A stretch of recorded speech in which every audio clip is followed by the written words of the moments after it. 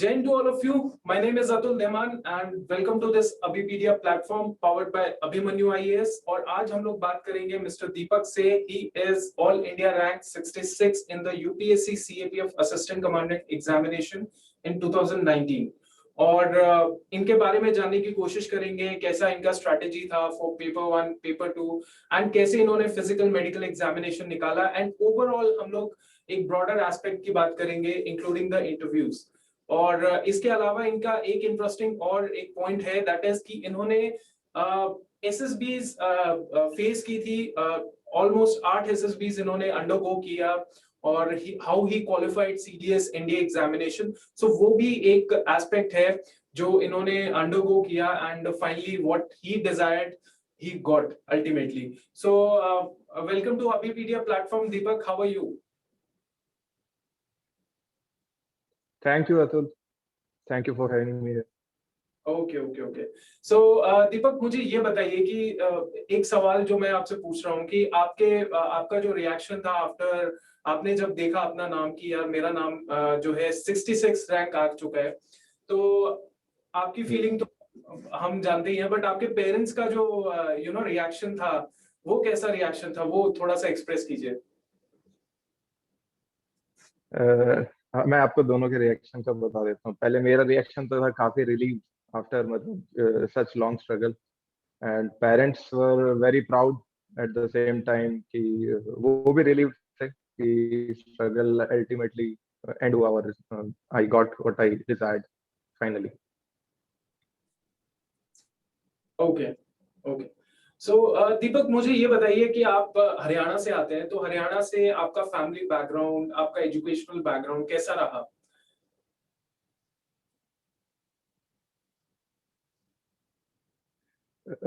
Actually my father was in Indian navy, तो मेरा जो बचपन था, मेरी सारी स्टडी थी वो मेरे पेरेंट्स के साथ यानी कि डिफेंस बेसिस में ही रही थी, नेवल बेसिस में. So at the age of 4 or 5, I went to Bombay. So there on Bombay to Jamnagar, to Kochi and other places as well. तो बैकग्राउंड टोटली डिफेंस का रहा है, तो वही मतलब कहीं ना कहीं वो एक मोटिवेशन मेरे को स्टार्टिंग से मिलता है. And what about your qualification? आपने कहाँ से अपना इंजीनियरिंग किया, कैसे क्या क्वालिफिकेशन था आपका? मेरा क्वालिफिकेशन है bachelors in engineering, that is in IT stream, information technology, और वो मैंने किया है पंजाब यूनिवर्सिटी चंडीगढ़. ओके.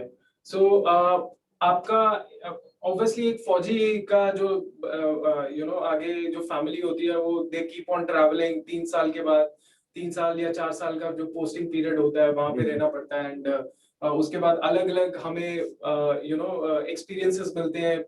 अलग अलग कम्युनिटीज के लोग आते हैं, अलग अलग एरियाज के लोग आते हैं. सो ऐसा बहुत कम लोगों को चांस मिलता है एंड अल्टीमेटली आपका जो डिजायर था कि मुझे यूनिफॉर्म पहननी है, मुझे स्टार्स, मुझे गेजेटेड वाला एक टैग चाहिए, सो वो अल्टीमेटली यू अचीव्ड इट. तो अभी हम लोग बात करते हैं कि what was your strategy for paper 1, मतलब इन कंसाइज फॉर्म में एक बेसिक जो कि एक डिफेंस एस्पिरेंट के लिए होनी चाहिए, क्योंकि आपका भी एक बैकग्राउंड डिफेंस एस्पिरेंट का ही था, not very civil aspirant kind of. तो वो बताइए. एक्चुअली मैंने स्टार्ट किया था एनडीए से, यूपीएससी से मेरा एक फेस ऑफ हुआ था. तो एनडीए देन सीडीएस, तो जर्नी काफी लंबी रही है. तो एनडीए के टाइम से ही मेरे को एक स्पेसिफिक आइडिया था कि what is the demand of UPSC. तो आप जैसा कि आपको पता है एनडीए में तो मैथ, साइंस वगैरह ये सब होता है, बट थोड़ा बहुत करंट अफेयर्स और जनरल स्टडीज भी होता है.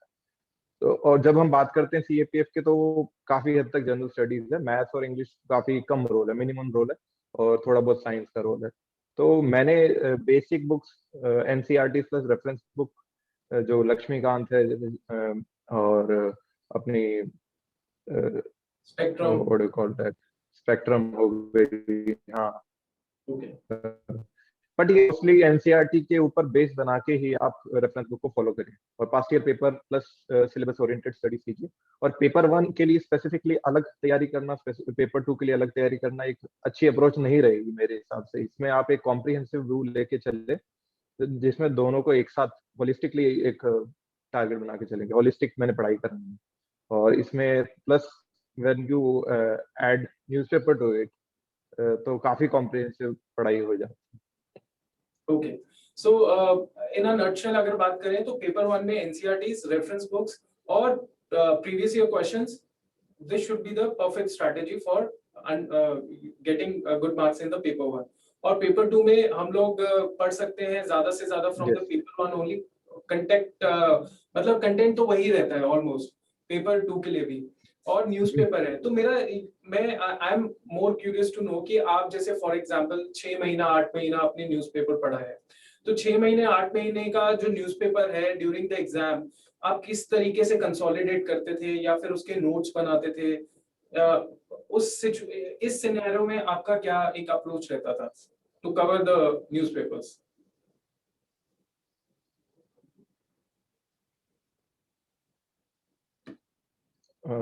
ठीक। तो एक्चुअली क्या है कि न्यूज़पेपर मैं काफी समय से कर रहा हूँ, यानी कि मोर देन 6-7 years। सो धीरे धीरे मैंने बिल्डअप किया ये newspaper reading habit.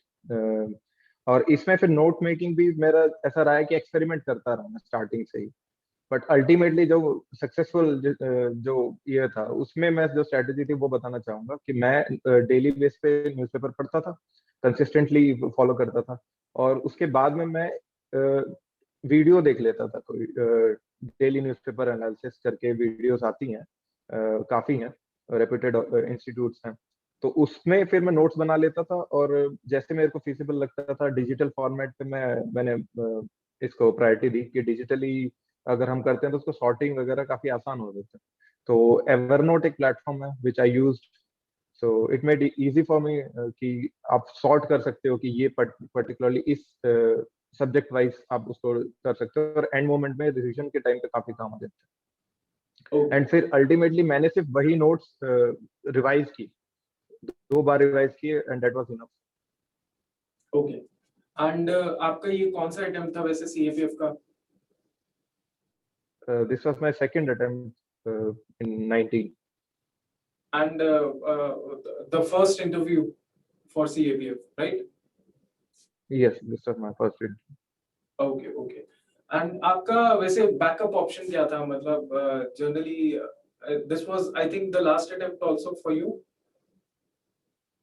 No, this was my second last attempt, but I was pretty confident about clearing this exam as I got more than 150 marks in paper one. So confident tha. And about backup, I was working as a assistant in ESIC headquarters in Delhi. Okay okay okay, great great great.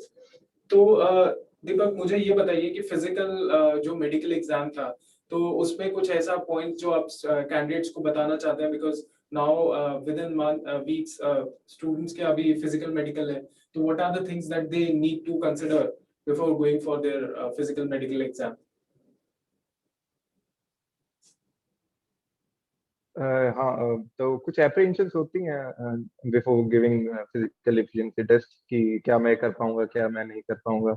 But overall काफी easy कहूंगा मैं, compare to जैसे CPO की बात करते हैं, SSC जो CPO करवाती है एसआई का, उससे काफी रिलैक्स प्रोसीजर होता है ऑफिसर्स का।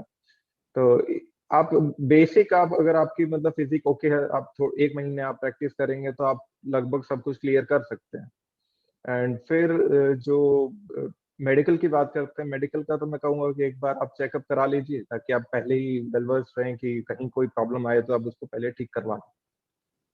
ओके, एंड ज्यादातर रिजेक्शन जो होती है वो होती है आई थिंक लॉन्ग जंप के अंदर, जहाँ पे कहीं ना कहीं बच्चा एकदम कॉन्फिडेंट होता है क्योंकि उसने प्रैक्टिस किया होता है, बट फिर भी वहां पे ऐसा सिचुएशन आ जाता है, प्रेशर आ जाता है कि पहले अटेम्प्ट में नहीं हुआ तो फिर सेकंड में थर्ड में थोड़ा इशू होते हैं।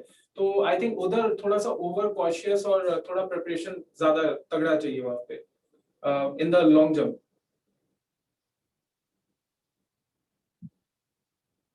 करेक्ट, ये आपने काफी सही मेंशन किया कि लॉन्ग जंप में ही हो रहे थे जो जितने भी डिस्क्वालिफिकेशन थे। तो बस 3 अटेम्प्ट मिलते हैं, अगर आप थोड़ा सा कॉन्फिडेंट थोड़ी सी practice करके आते हैं तो आप कर लेंगे। बाकी it depends subjectively on your current physique की आप अगर स्पोर्ट्स पर्सन है तो मेरे हिसाब से कई तो बिना प्रैक्टिस के भी कर लेते हैं, और बाकी अगर कोई ओवरवेट है थोड़ा सा वेट रिड्यूस करके थोड़ी प्रैक्टिस करके करें तो that will be better alternate.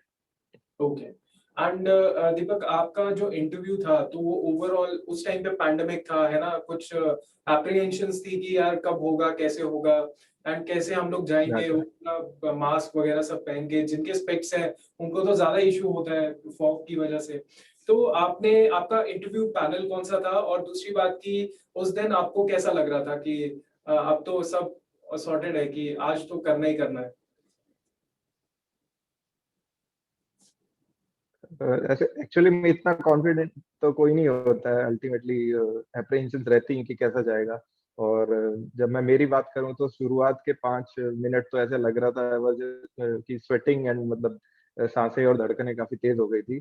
Specially जब आपने फेस शील्ड लगाया होता है तो और मास्क पहना होता है तो काफी आप जो बोल रहे हो, जो स्पेक्स वाली बात बोल रहे हो, वो फेस शील्ड के साथ हो जाती है। मतलब मैं मेरे को स्पेक्स लगे नहीं है बट मेरे को पता चल गया था कि क्या एहसास होता है। तो फिर मेरे को ऐसा देख के मेरा स्मिता नागराज मैम ले रही थी interview, she was chairman there, तो उन्होंने कहा कि आप फेशियल निकाल लीजिए, तो that help.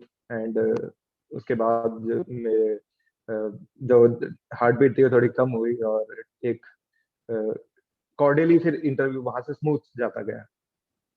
Okay. Okay. So overall आपका इम्प्रेशन कैसा था इंटरव्यू का, जैसे आप बाहर आए?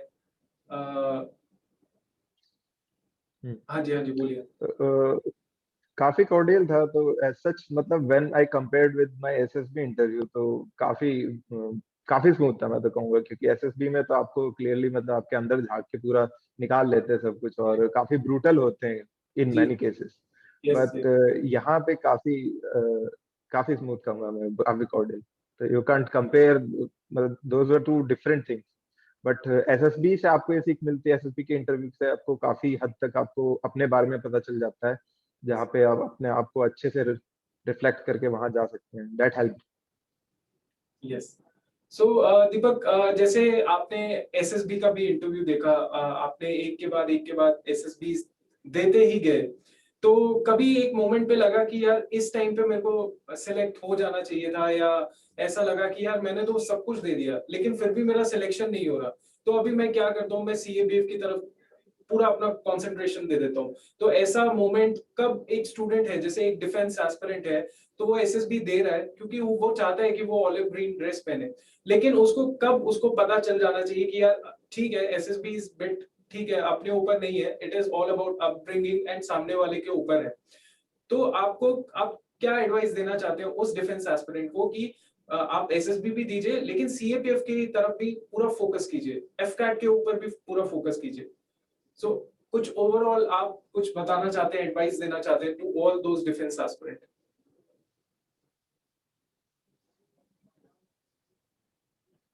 हाँ, आपने काफी सही मेंशन किया इस बात को कि एसएसबी में आपको अगर देखिए कि आपका सक्सेस रेशियो क्या है, बहुत ही कम है। तो ये एक फैक्टर होता है कि not everyone get selected in SSB.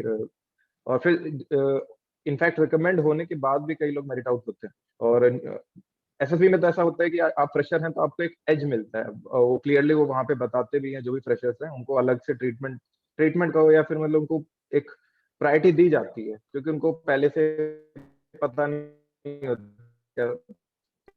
तो मैंने फर्स्ट टाइम एसएसबी दिया था 2012 के अराउंड। तब मैं स्क्रीन आउट ही हो गया था, मैं भोपाल में गया था।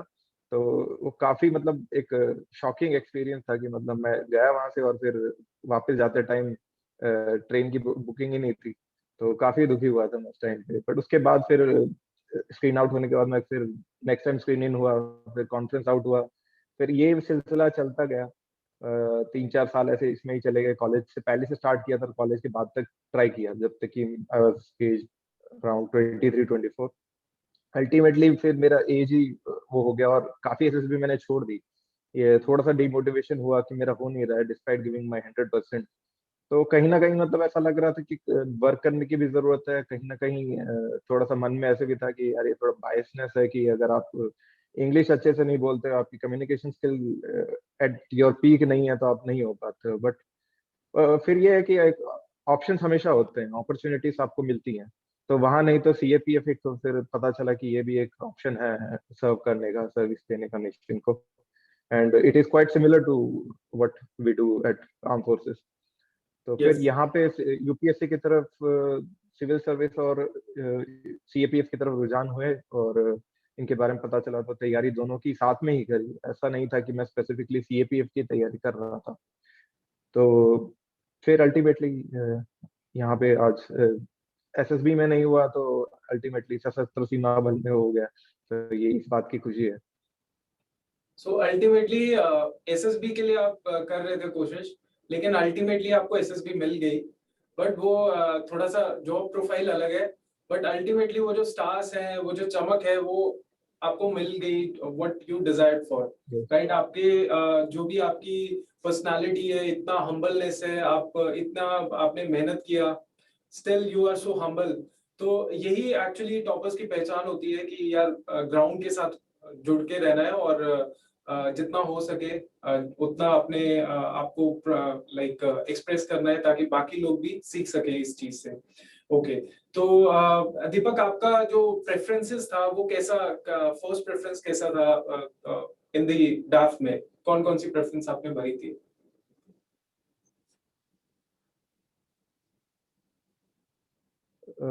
My first preference was CISF, followed by SSB, followed by BSF, then ITBP, and at the last CRPF. So it's quite conventional कि लोग ऐसे ही follow करते हैं। ओके, सो मेरा एक सवाल है कि इंटरव्यू में अभी जो कैंडिडेट जाएंगे, उनका अगर मान लीजिए सेम प्रेफरेंसेस हैं, जैसे आपने बोला कन्वेंशनल प्रेफरेंसेस हैं, तो इसके ऊपर आपसे कैसे सवाल पूछे गए थे? मतलब कि कुछ ऐसा कोई कि अरे सीएसएफ में क्यों जा रहे हो, या because I have seen people जिनका सीएसएफ होता है, और जो एसेसर होता है, इंटरव्यूअर होता है, वो उसको पकड़ लेता है उसी पॉइंट को कि भाई तुम सीएसएफ में क्यों जाना चाहते हो। तो इस तरीके के भी इंटरव्यूज जाते हैं, लेकिन वहां पे पॉइंट ये आता है, कॉन्ट्राडिक्शन आ जाता है, आप कहीं ना कहीं प्रिटेंड कर रहे होते हो। तो आपने किस तरीके से ये सिचुएशन को हैंडल किया, और आप इससे रिलेटेड कोई सवाल कुछ इंटरव्यू में आप बता सके कैंडिडेट्स को? क्वेश्चन तो आपका काफी जेन्युइन है, बट मुझसे ये सवाल पूछा नहीं गया, क्योंकि शायद इसमें उनको ये दिख गया होगा कि डिफेंस एस्पिरेंट पहले से रहा है और फादर भी नेवी में थे। तो मतलब कहीं ना कहीं मेरा रुझान था जाने का, और इट डिड मैटर कि मेरे को कोई भी सर्विस मिले। तो मेरा आंसर तो ये होता है कि मेरे को मैटर नहीं करता कोई भी सर्विस मिले। CISF बीइंग की ये ऑल इंडिया एस्पेक्ट है, तो इसलिए प्रेफरेंस थी कि आप, जैसे कि स्टार्टिंग से ही मैं बचपन से ही मतलब ऑल इंडिया में रहा हूँ, तो इसलिए सबसे पहले मैंने CISF। फिर अदर फैक्टर्स भी होते हैं, काफी फैक्टर्स हैं। ये तो मैं कहूंगा कि सब्जेक्टिव बात है, अपनी पर्सनल चॉइस भी हो सकती है, आप किस फोर्स से कितना आपकी उसके बारे में जानते हैं। ओके। ओके, सो दीपक, हमने अभी ओवरऑल तो बात कर ली है सीएपीएफ के बारे में, और सीडीएस की स्ट्रैटेजी भी ऑलमोस्ट सिमिलर है, या थोड़ा सा आपने कुछ चेंजेस किए होंगे सीडीएस के अंदर?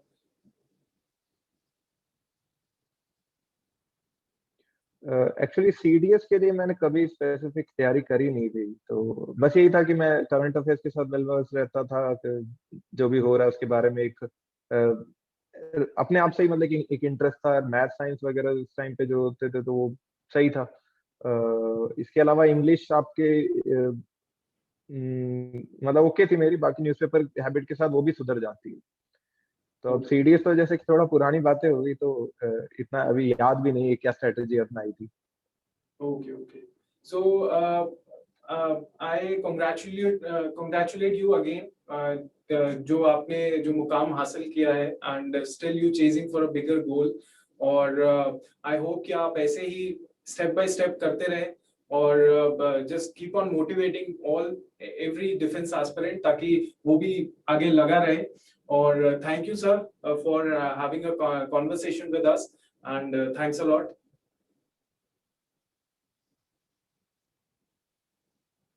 Thank you very much. मैं बस यही कहना चाहूंगा कि बिना फेलियर के कोई सक्सेस नहीं मिलता।